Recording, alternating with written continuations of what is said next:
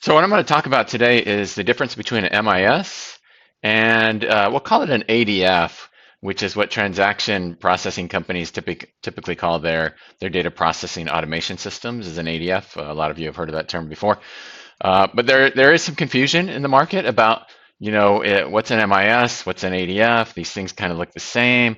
The businesses use them to manage, the operation, get reports out of it, get statuses, automate things. And so I thought I would talk about that today to try to provide some clarity to the purpose of these tools and why they both exist.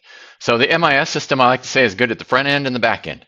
So you're running a print operation and you want to manage the inventory in the warehouse. You want to do estimates for customers, get your job tickets defined and out for the production floor.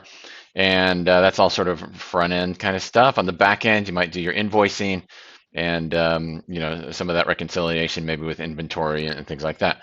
So that's very useful, right? These things were invented, I don't know, probably 30 years ago or so for the commercial print market for people who were buying these new shiny high-speed printers and the great technology that introduced back then, but they needed something to better run the business. And so traveling into today, they still are tuned. They carry that baggage of being used for commercial printers, although you find other business types using them, direct marketers and transaction processors use them as well. But they go dark in the middle. So you're the front end and the back end, but what happens in the actual processing of files, preparing files to be sent to printers or to be emailed and other things. So all that kind of stuff in the middle is what's done by the ADF.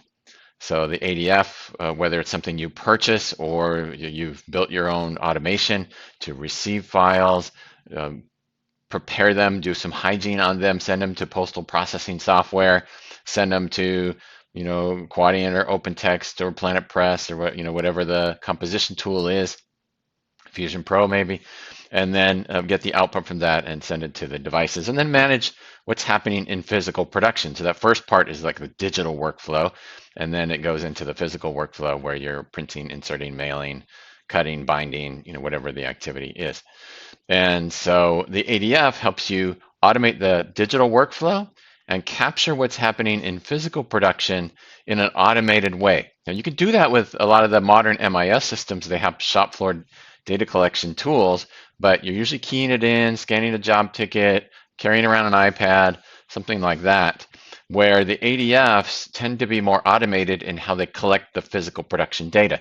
They talk to the printers, they talk to the inserters, they, as much as possible where you have a smart piece of equipment with a computer front end on it, the ADFs will try to capture that data so that, when did a job start, when did it end, how many did it produce all the pieces, was there scrap, how long did it take, all that kind of stuff, so that you don't have to key it in manually.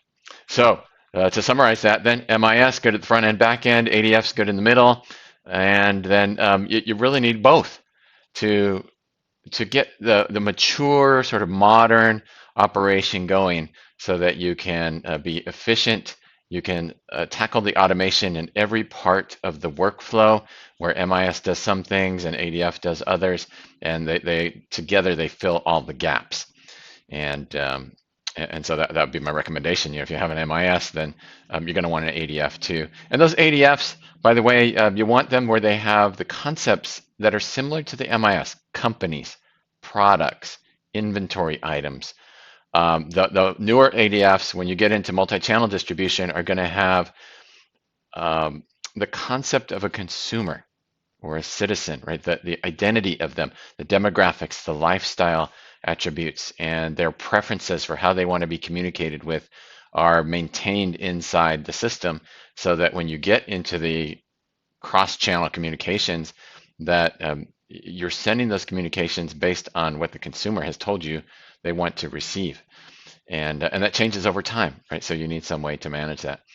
So that's a little info on MIS and ADF systems. Hopefully that's been helpful for you. If you have questions, give me a shout. Matt Mahoney here at Rackame.com.